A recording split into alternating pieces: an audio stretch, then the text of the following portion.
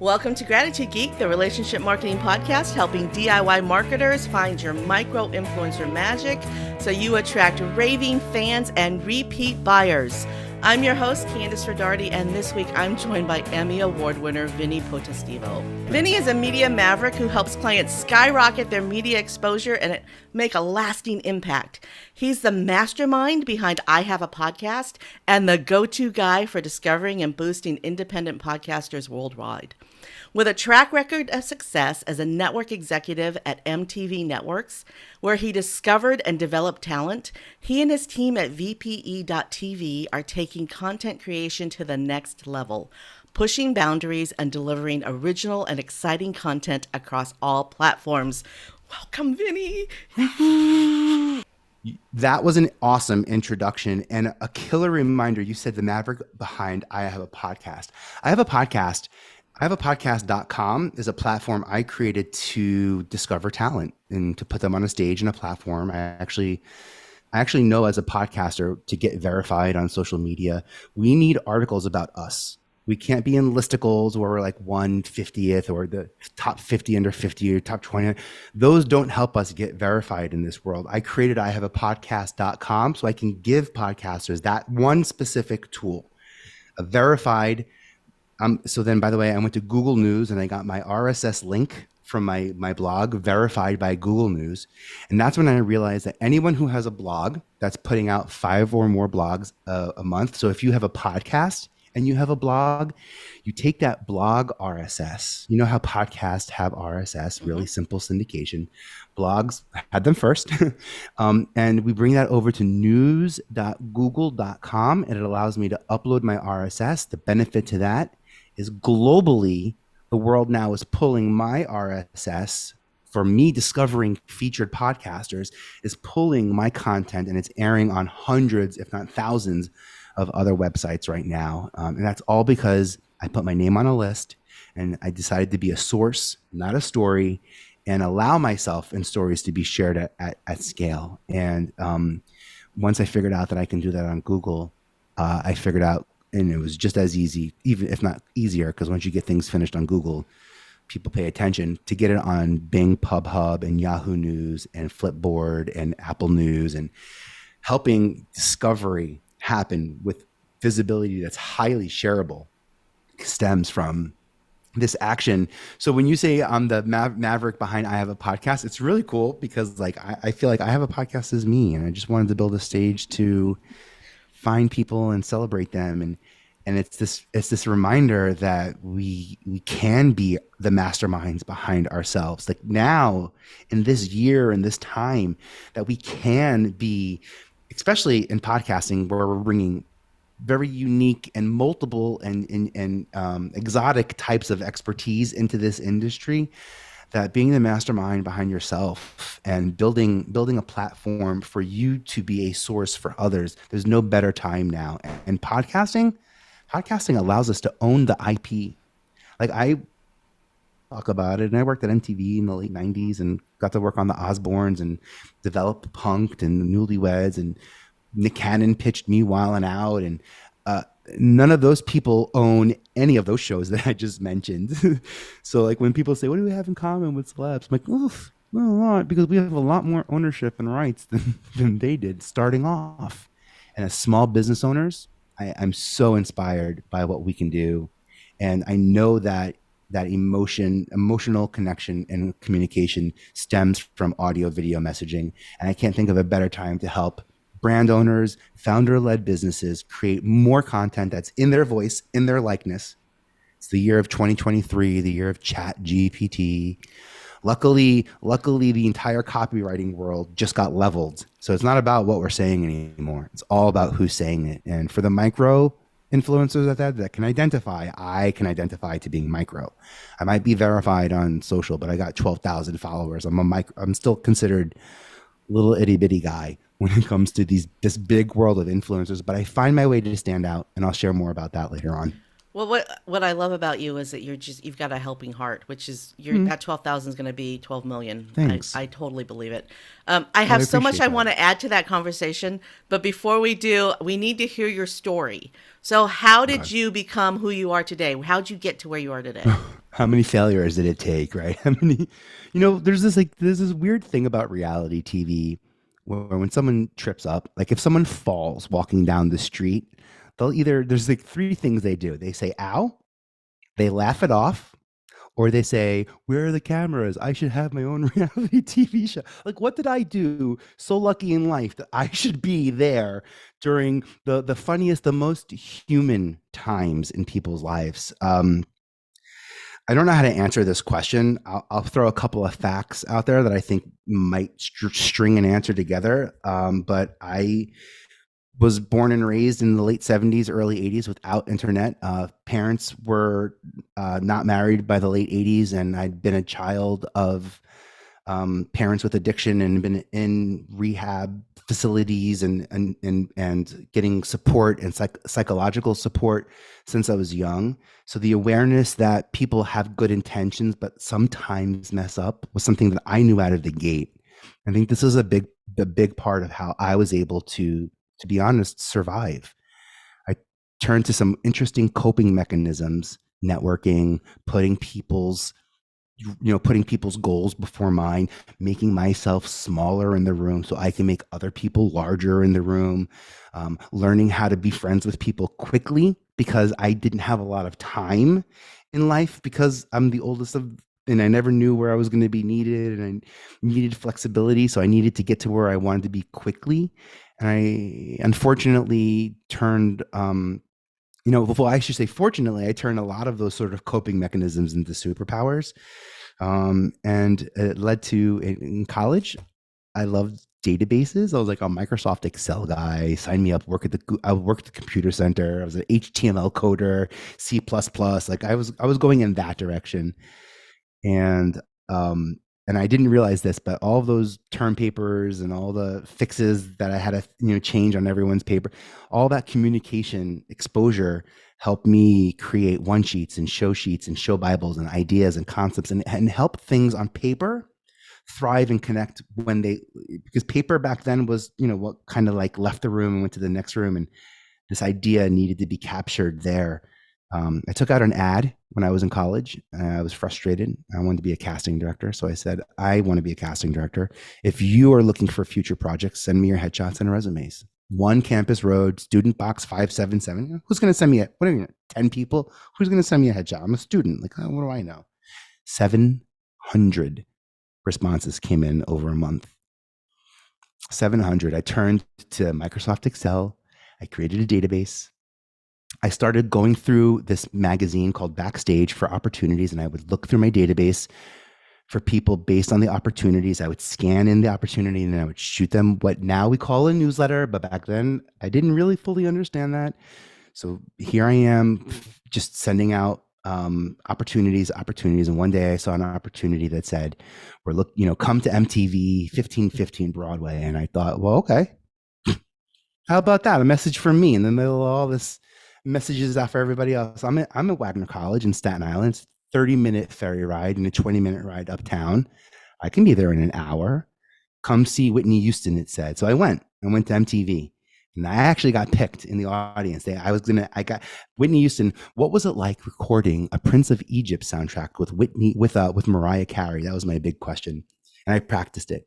And when she came out to the set and I see the stage manager bring her over and she goes, this is the boy who's going to ask you the question. His name is Vinny. This is the question. And she goes, I'm not answering that question. No. And I was like, no, my TV dreams. This is my moment. And I turned to the casting director and I said, thank you. This was awesome. If there's ever anything I can do to help you out, let me know. I have like a database of over 700 people that I'm looking to tap into projects. And he was like, what? His 700? A database? What? And quickly, I was working on Hannity and Combs. Fox News had just launched, so I was working on Hannity and Combs, touring the country on a political show that demonstrated both sides of the aisle and opinion and conversations and dialogue from both sides of the aisle. And it was that experience that allowed me to perfect my database. And when MTV called, I got to be the guy who did want to be a VJ. They had these like old, we want to be a host and big casting calls that MTV was doing. And I got to bring organization and structure to development. And then in 99, MTV created a talent development department, started off casting Beyonce in her first film, bringing Mandy Moore to MTV. Like, that was the path we were going on. And my boss kept getting this call from Sharon Osbourne, who was like, do something with us. It's something, we have to do something. And we're like, we don't know. So we gave him an episode of Cribs. Like Kelly and Jack, host an episode of Cribs, and that did pretty well. And then it re-aired really well, actually. I remember those re-air numbers coming up. And then Sharon called up again. Look at the numbers. They're so good. We have to do something more. What is it? And then someone in the room said, Real World with the Osbournes? I don't know. Why don't we just shoot the Real World with the Osbournes and see what we get? And then it turned into Punk'd, and then Newlyweds. And then helping people change their reality, change their story, change the perception of who they are, and help them change the path that they're going in happened with reality TV. And I saw the change happen when we were recording it. So I remember in season 1 with Newlyweds or Punk'd or the Osbournes, when we're recording things and they're doing things and they're making big changes, I can see small change happening in their life. But when that change has the visibility that it had on MTV and the shareability that it had back then for each other, for our numbers on MTV to be so high, for so many people to come in and watch those shows, shareability being the amount of re-airs, MTV would re-air a show 50 times probably. You felt like you watched the episode 100 times by the time it was on airing. You probably did. It was by design how we would create these episodes. So sorry for the long answer, but okay. So what I realized. What I heard from all of that was that you took opportunity and you layered it on opportunity and you layered it on inspired action and you layered it on opportunity and you layered it on inspired action, and you just kept. You didn't say, oh, it's an hour away and it starts in an hour. You got on the ferry and you went. Yeah. And that led to everything that you did after that. Oh, but I love that you just started this on inspired action. I'm freaking out because I have like this, you don't know this, but I have like a little 5 steps to creating like clarity in a creator's mind. Clarity is kind of where we start. And I get into mindset and strategy, tactics being taking inventory of the people around you, some development, and some people focus so much on repurposing content. I focus on pre-purposing content. I'm not surprised that I have to market and advertise and promote my content. In fact, I work hard to figure out what channels work well for me for promotion, and I can pre-purpose my content that way because I have existing relationships. That's what I learned from TV. But none of it makes sense if you don't take inspired action. If it is not fun to create, it will not be fun to watch. And you can spend millions of dollars on the episode, and I've seen those budgets. And I promise you that how they say it in TV is you can't polish turd. Mm-hmm. Well, and also you have to know who your audience is. Clarity. With that clarity comes that. And you know what? I've heard of half the shows that you've done, but I'm not the market for them. Thanks. I am a fan of Sharon Osbourne, but I never watched that show. I was going to say the funny thing about these shows, Sharon, is their relevance. I got to cast and help develop talent on a show called Laguna Beach in the hills and city. It turned into on MTV about 25 years ago. On Netflix right now, that show is in the top 10, which is crazy. Wow. Like if you ask me, how do I get my show on Netflix?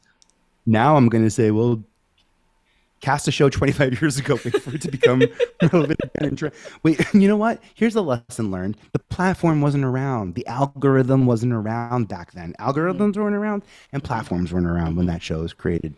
So when you create content as it should be, focused on the message, if you're looking at the inspired action that you're taking and the people around you are the people who are going to help you get there. It's not the why, it's not the tools and the equipment that we're using. I'm not focused on technical inventory. I'm focused on emotional inventory.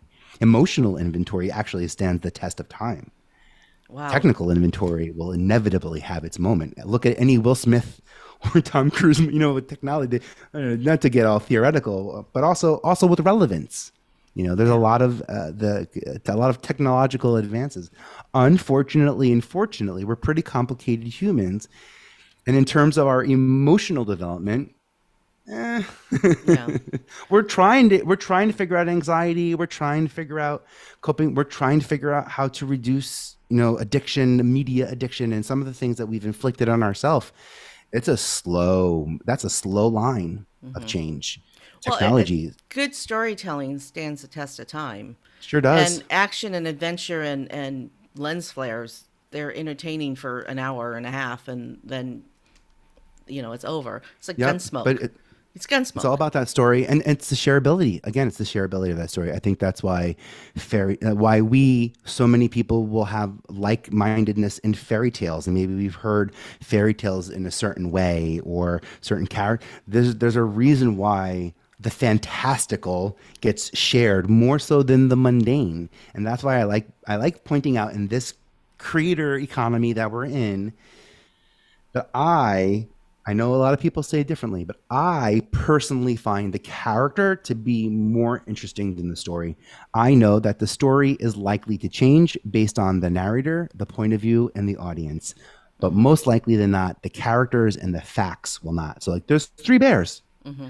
There was three bears, there was three houses, there was three beds, and there how I tell that story, depending Hmm. on if I'm Andrew Dice Clay or if I got my nieces next to me, it changes completely. And that's the power of story. That's the emotional power of story. And there's a reason why when we have these one-on-one moments like we're having now, we're so emotionally connected, and we're lucky if a couple of hundred or a couple of thousand people get to listen to this and tap into the emotion. It's what happens next that really allows podcasts to grow. It's hard to scale emotional connection. It's easier for me to do it in podcasting and television because of the sheer numbers. It's Hmm. easier for me to get this right and make a bigger impact with a smaller group of people than it is with a local TV show or a national TV show or a feature film or I don't know, like a show on like on Netflix that has the algorithm in it, and the entire world is going to see it because of placement. Yeah. And there's power in that, and if I can step into that power, if I can lean into that power, if I can be successful because of that power and not in spite of that power, then I feel like I've learned as a communicator. And now that there are so many different people who create in so many different ways, I'm eternally inspired by the input. I think it's really neat and fascinating how people approach content and communication. And hopefully, if anything, I can help you win some awards. It'll keep you in the industry a little bit longer. Hmm. Awards. You mentioned it at the top of this episode. I've got a long career in TV. It was summed up by being an Emmy Award winner. You want to know? I won my Emmy Award just last year from my guest bedroom that I'm currently recording this podcast in. Wow. 25 years, like Housewives of New Jersey, living in everyone else's house, Osborne, all the shows that I've done.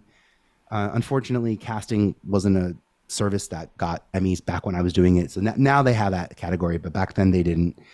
And I realized if I had an Emmy, which in my industry is an award that's understood outside of my industry, that people would understand my expertise in what I did. So I went out and I won that Emmy because I wanted to be an Emmy award winning media advisor. I needed that. I wanted that to be what happens in part of my success. So I had to go out and find the right projects and find the right timing. And when I realized that people don't even know that you have to apply for awards and there's a window and the timing has to be right and you pay for them. Beyonce pays for every single producer, every name that's on every credit that could potentially be nominated for the Grammys. Beyonce even has to pay. No one taps her on the shoulder and says, "Here are your 9 Grammy nominations, Beyonce. Great job."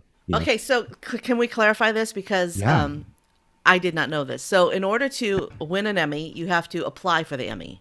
Yes. Yes. So, when people complain about, oh, why didn't so and so get an Emmy? He wasn't even nominated. It's not a nomination, it's an application.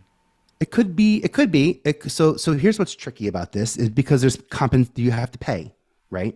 And not only do you have to pay, but because you have to pay, the people who make the decisions on who gets nominated, the film house, the company, whatever it is, if they're paying for it, they might pick you over me and we might have the same relevant job. So maybe you got picked and I didn't get picked because they thought that you have more of a shot at winning the award than I do. So I get snubbed from even being nominated.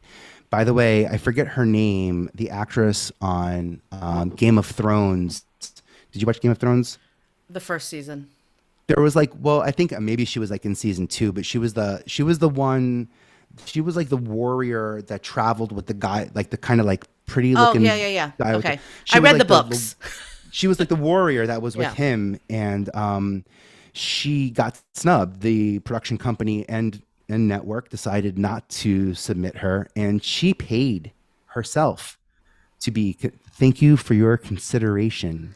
That's what consideration means. Consideration of money for the possibility to be nominated. Thank you for your considerations. I've given you money.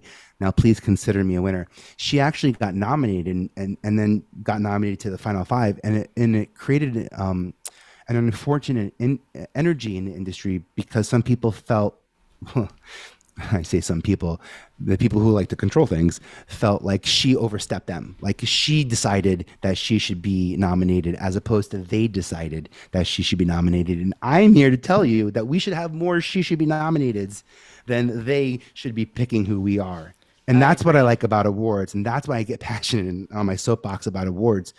There is shame involved in sometimes in asking for accreditation, which is crazy to me because if we are feeding the message, that's how the message remains sustainable. And then I like showing people how to leverage awards. You win an award, it comes with there's a press release and there's a local press release so that the people in your community know it. And there's an industry press release. So your industry is aware of it. And also it's why we talk about it in social media so that people are aware. We're sharing this experience out of the gate. I have you put it on IMDb so that it becomes a data point that people can now search for you on. So this is now an evergreen data point.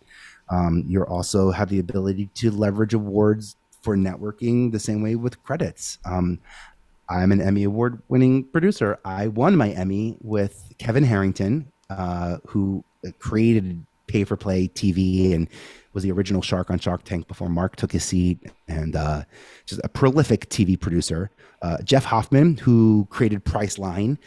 Brandon T. Adams, whose mastermind I hopped in when I was having blockages about how to be myself on video and give myself the permission that I thought I needed to have to show up as me. And I won this award, this deeply meaningful award with people that I envisioned myself being on stage. Unfortunately, it happened during the pandemic, but if I were to win this award, I knew that I had to win it for two things. One, with the people that mattered most, and two, on a topic that I would be forever proud of. And I get sensitive talking about the Real Housewives of New Jersey and Millionaire Matchmaker and some of the silly shows that I worked on. Not to say silly, but they're giant franchises, and don't get me wrong.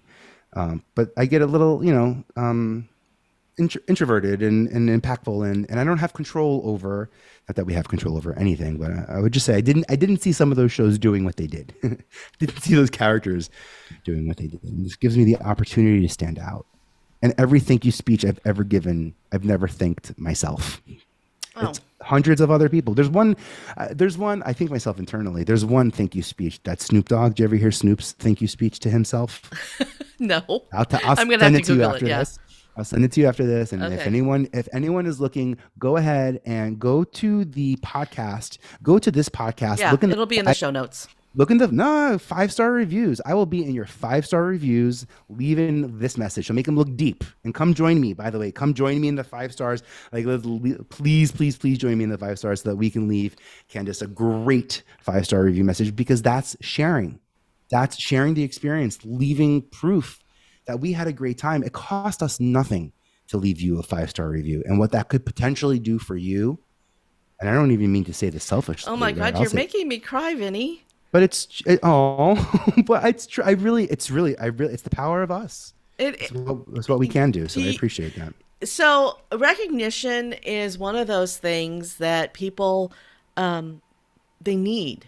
Yeah. We need it to live. And it's really hard for us to admit it, that we need recognition.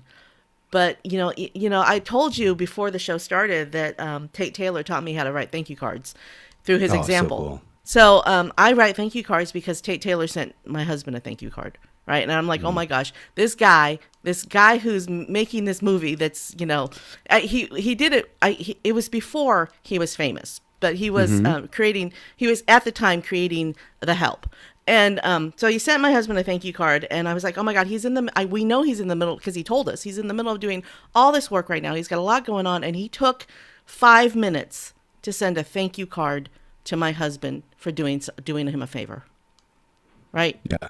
And because of that data point of how it felt to receive this thank you card from Tate, I now send thank you cards, That's brilliant. and I've been doing it for 10 years, and but that little thing, that little feeling of recognition, oh my God, he said thank you. Yeah. He said thank you. And that itty bitty little bit of recognition, it just means so much. So I don't know why I teared up when you were talking about that, but it's, I appreciate that. Well, can I add to what you're saying here with this example of thank you cards?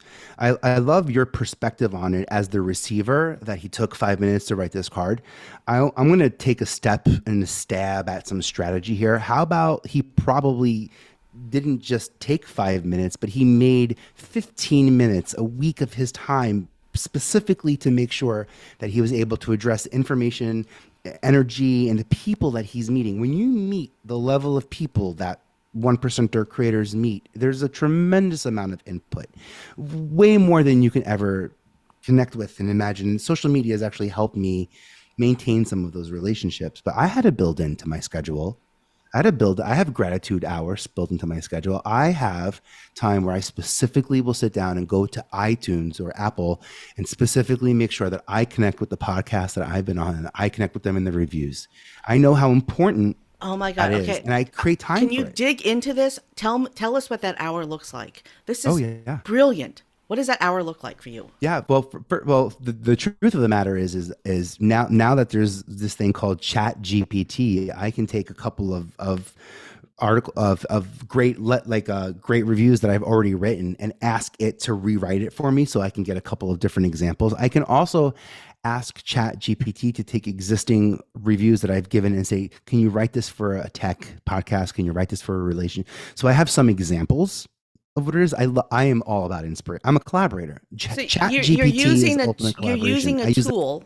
You're using a tool to make your life easier and get to do the meaningful work. The tool helps you do the meaningful work. It doesn't take away from the fact that you're doing this meaningful activity, that you're using a tool to help you do that. Yeah. Okay. I think the first, by the way, that's the second step. The first step that I do, I think the most meaningful thing that I do is I put an hour on my schedule a month or week. But for me, it's a month, because I'm really good at doing task-oriented, goal-oriented things that expand and are very nonlinear. So the first thing I had to do was look at my schedule and say, when can I afford an hour to make sure I can give back? And I also had to find a time where that was going to be rejuvenating. There's no part of leaving reviews that is exhausting to me. In fact, I feel sorry for whoever I speak to next, because I am amped up because I just had that level of output, out there. And it gives me the opportunity to stay in gratitude mind.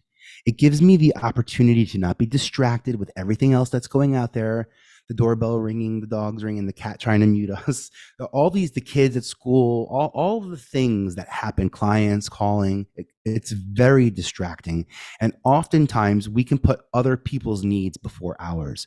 And what I don't want to do is put my need for sharing gratitude below anything else. And it's very easy for me to say, oh, well, I have time. So if I want to, it's just a thank you letter, it's just a thank you letter. I'm sorry to be dismal, but there are some staggering data points that are coming out about mental health related deaths and alcoholism, and we don't have the time all the time in the world to get our message out there. And I had to take a really practical look at my schedule and make sure that I build that into my schedule. And for example, I record podcasts on Tuesdays and Thursdays all day. I can scale my podcasting business because I created space to do so. And in doing that and creating space to do it, I created enough space for me, for you, and for Grace, because things are going to happen. Grace. Things are going to happen, and I can't take it personally. You know, your internet's going to be bad. My phone, my dogs. You know, things are going to happen. You know, just life is going to happen. It's going to be a stormy use his weather. tail to hit the mute button. You know, yeah, exactly. Something weird's going to happen on the news that we need to pay attention to, and there's a lot that can happen out there. But being able to be effective in my gratitude, I needed to sit down and be finite. I need to be finite with it. Now that I'm thinking, I just wrote this down. So I would use ChatGPT to maybe help me figure out like some unique ways to say things that help people stand out. I'll probably now take those 5-star reviews. I will leave the 5-star review. I will take a snapshot of me leaving them a 5-star review. And then I might take that review and go back to GPT and say, now give me a couple of tweets to support the fact, because now that I gave you a 5-star review, now I should share it, because I know sharing is the highest value. Not just giving you the high critique, but sharing that criticism and and feedback is the most rewarding thing. So actually, now I'm thinking about that. We just did a mini masterclass on how to leave a review. Yeah. Use a tool to help you write it. Mm-hmm. Be intentional about the time that you write it. Take a snapshot of the review and then share it. Share it. And then that's a meaningful. Wow, dude, I am so happy to meet you. Oh, you're a pleasure. I'm so happy to meet you. And I'm sitting here with tears in my eyes. Oh, Candace, imagine I met you. I leave you a 5-star review. And by the way, it's beautiful if it just lives between me and you. So don't get me wrong. I couldn't be happier. But imagine if I didn't take that and share it with people, knowing that I could, and knowing that cost me ugats. Yeah. It cost me a whole lot of nada to be able to share something that I found valuable. That's what makes it valuable. That's how you know, in my opinion, that's how I as a guest can let hosts know their value, because oftentimes people say, I don't know what's valuable and I don't know who's picking up on what. I am happy to share feedback and because I know how instrumental that was to me. I'm because of this conversation, I'm already in the back of my mind trying to figure out who I can connect you with, because I know people in this sphere I'm already in my brain going, okay, who does Vinnie need to meet that's already in my network, or who is in my network now that might know somebody that Vinnie needs to meet. It's already happening in my mind. Let's do like a fun LinkedIn live audio event, and let's see who pops up. I'm happy. And by the way, this is something too I've been telling podcasters is like, I love the evergreen component of what we're doing here, but there's a responsibility. Like I just threw a lot of strategy out there and tactics. Yeah. I'm sending people in some interesting directions.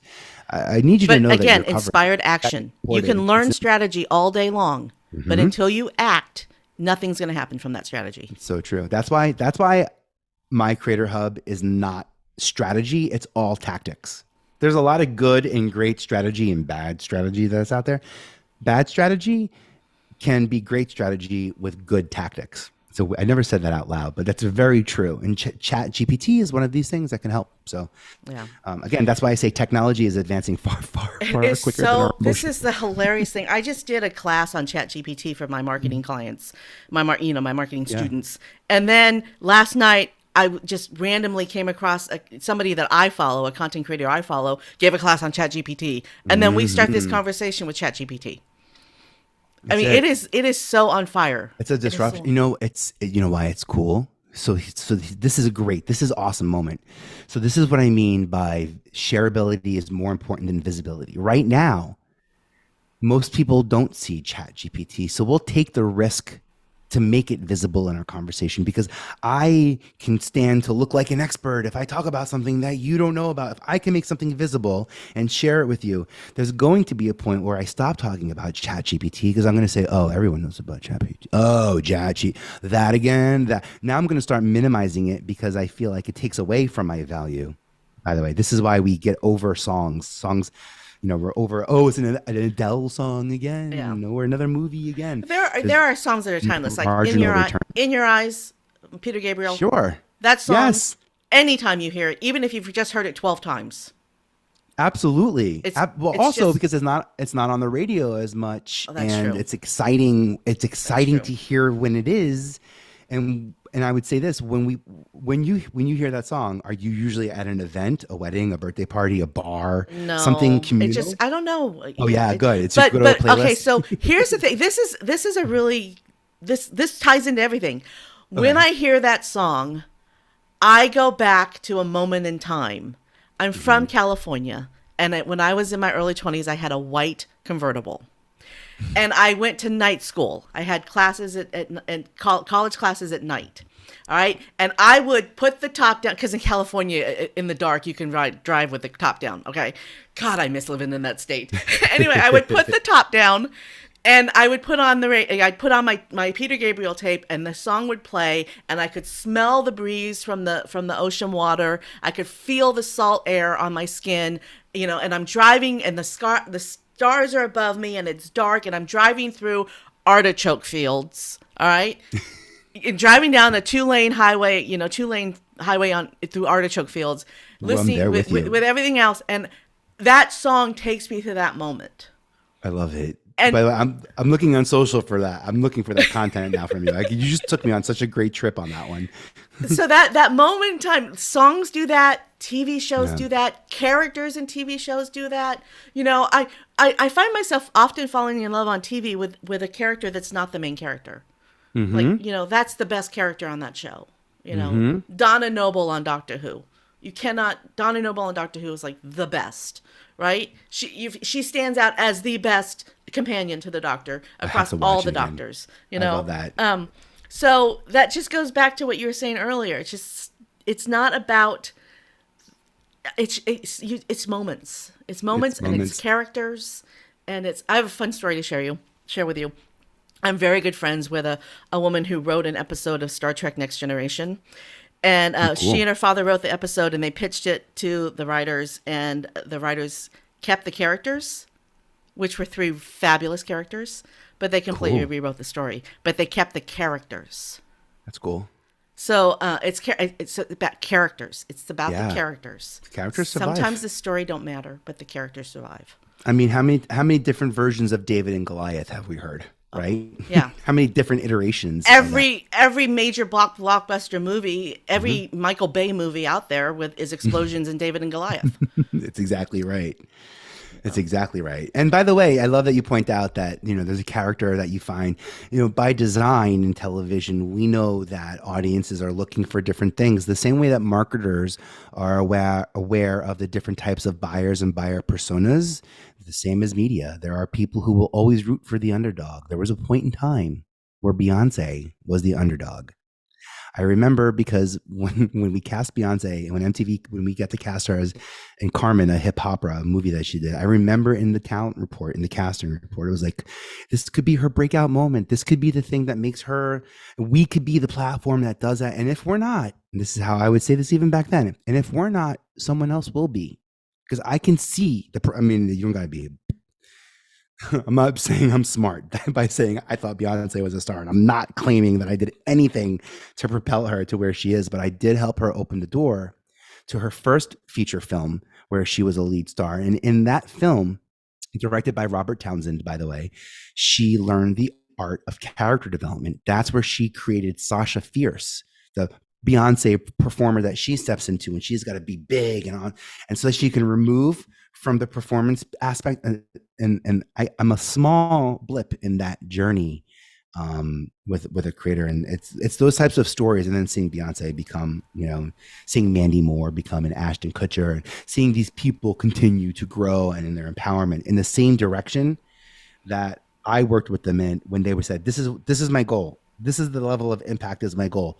I gotta use media to get there because with media comes an audience, but this is my goal. This level of impact is my goal. And again, now that business owners, small business owners, independent brand owners, individuals, now that we can own our podcasting, I own my podcast. It's called I Have a Podcast. Yeah. I take my video footage, I turned it into a TV show, and I have a couple of networks licensing my TV show. I have some radio experts that I've become friends with that I give them a 7-minute segment of my clip. And I have I sit down with celebrities that I've worked with and give them a very personal interview. So I don't even have my own radio show, but I'm just distributed it on radio as a segment.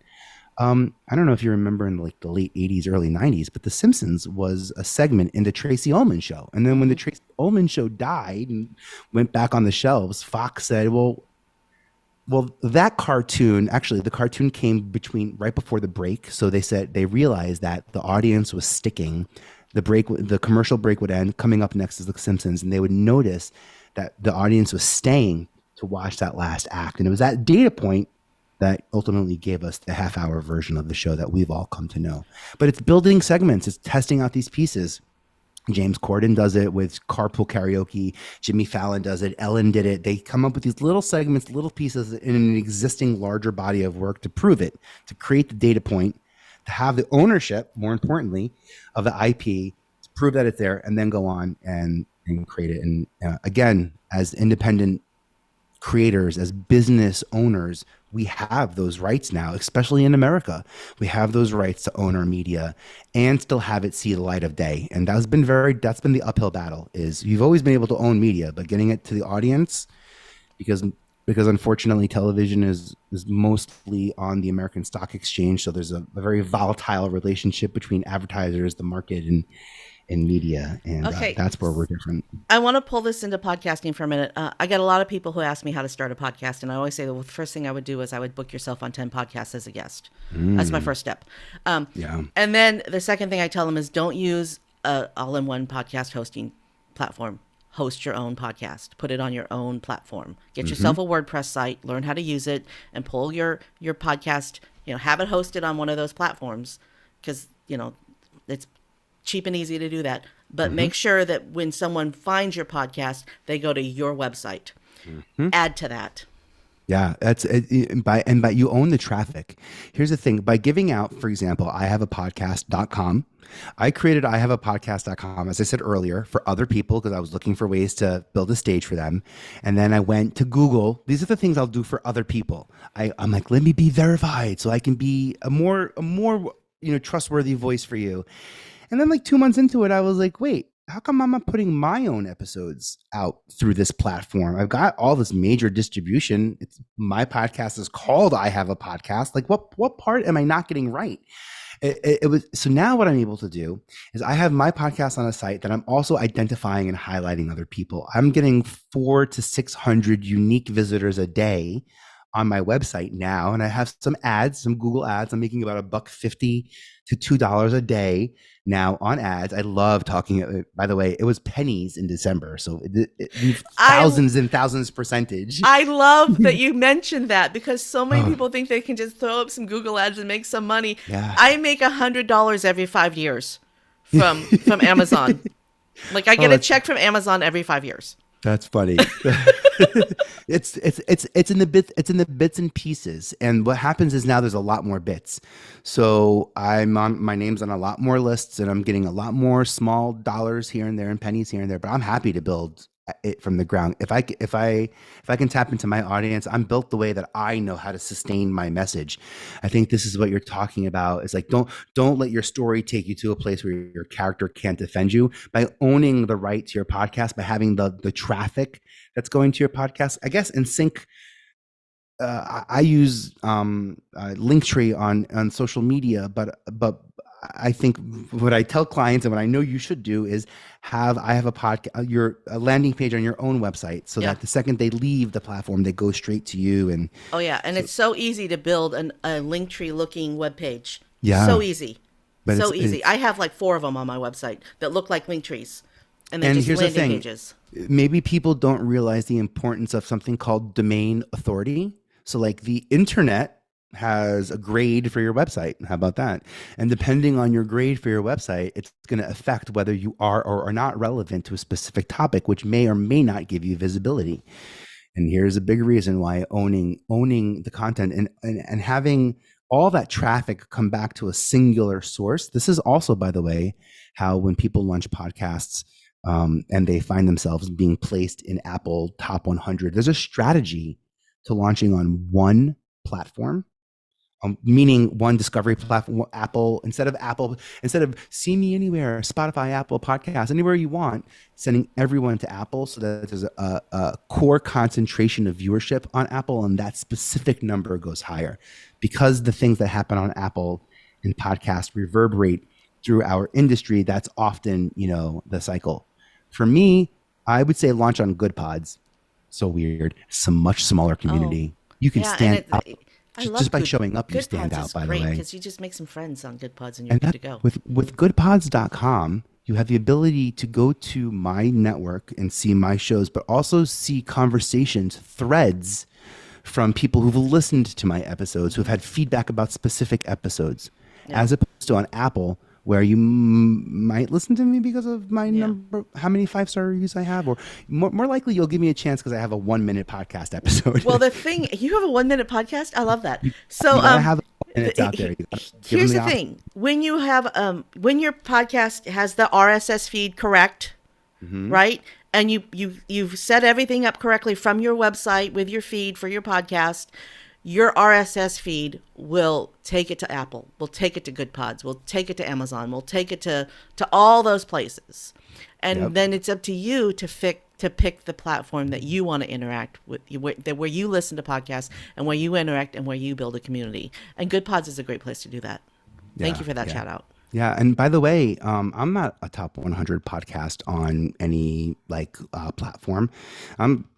I'm like, man, I'm in the thick of it. I'm trying hard, and I've got a lot of output. But by being on Good Pods, it allowed me to be the #1 podcast for careers, and the #1 podcast for business, and the #1 podcast for TV and film.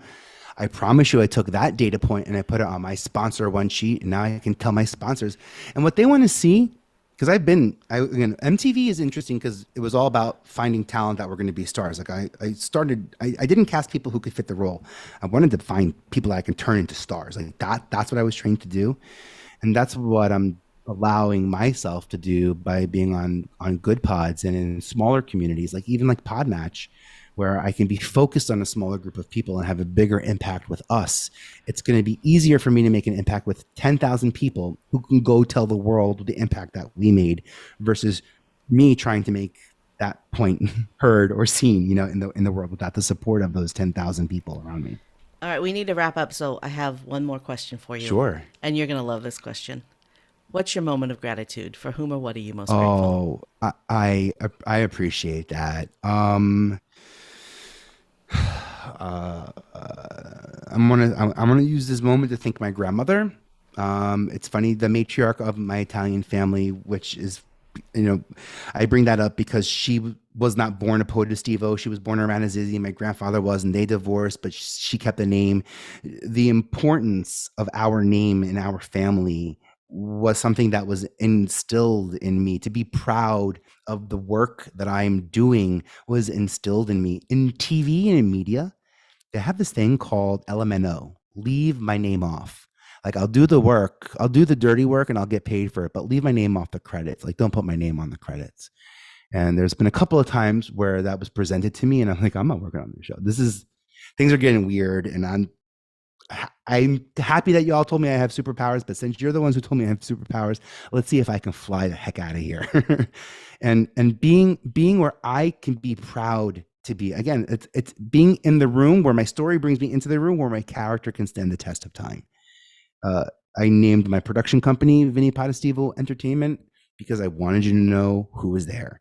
I called my podcast I Have a Podcast because I wanted you to know what I have and what I'm doing with it. And that transparency is something that it's grace. Really, it's grace. But that's what grace to me looks like. Is I just called it me. I didn't think about anything weird. And actually, I'm not afraid to call it me. I'm giving myself the grace to say, I might mess up, but at least I'm going to try my best. And my name means that. And it means that whether you're working with me or whether you're watching one of my TV shows, it's the same exact thing. I did my absolute best. And it was zero regrets. I did my absolute best to the nth degree to make that project work. And I got that from my grandma and from my name. And it's Potestivo. It's one heck of a name. And some Potestivo, there's a whole conversation around how to say it. And I've in my family. And I think it's really neat as a podcast guest. And I think every single time I'm introduced, I don't hear my last name. I hear my grandmother's last name. And it really puts me in a mindset for conversations about what I'm about to have. And she's always been a big part of how I stay true and honest to what I want to and am capable of creating. And a lot of us have shame in our name or in leveraging our name, or might even not believe that our name is as valuable as I think it is. No one's, well, I don't want to say no one's got your name, because we're a pretty crowded planet right about now. So a lot of name sharing. But no one's you. No one out there can be you. And when I say that what makes you most unique is who you already are, and what I can do is help you understand what that means. But like, working with me is the Wizard of Oz. Like, I'm sorry to make you go through the whole yellow brick road just to figure out that the whole time you had the opportunity, the power, and the knowledge to tap into this yourself. But we have to go through those experiences in life. I had to go through what I went through to build superpowers, to have super skills. And shout out to my grandma for helping me get through them. Thanks for tuning in to Gratitude Geek, where we help DIY marketers attract raving fans and repeat buyers. Don't forget to check out the show notes at gratitudegeek.com for links to all the resources mentioned in this episode. If you enjoyed it, please leave a review on your favorite podcast platform. Our theme music is by Rev Brock and Solily. I'm Candice Rodarty, reminding you that gratitude is like manure. It's just a pile of poo until you spread it around. Stay groovy, my friends. Yeah, stay groovy, my friends.